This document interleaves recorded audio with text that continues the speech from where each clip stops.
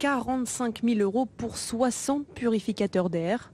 À quelques jours de la rentrée scolaire, le maire de Tassin a vu les choses en grand. Les écoles publiques et privées ont été dotées, ainsi que les crèches municipales. Et par exemple, ça a été le cas dans les selfs, dans les bibliothèques, dans les salles de motricité, dans les crèches. Et justement, dans cette crèche, le dispositif rassure les parents d'élèves. C'est toujours une mesure supplémentaire de sécurité, donc pour moi c'est positif. C'est aussi l'avis de la directrice de la crèche. C'est une aide supplémentaire pour voir la qualité de l'air et pour avoir un aperçu de ce qui se passe et puis éventuellement pour compléter justement tout ce qui est aération et les autres protocoles mis en place.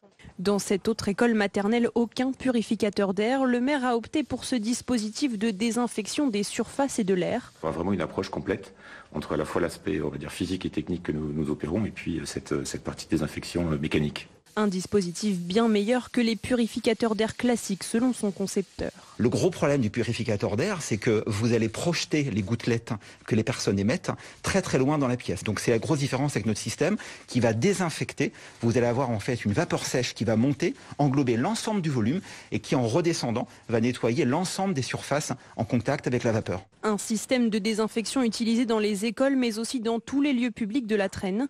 Comme elle, une cinquantaine d'autres communes ont également retenu ce dispositif.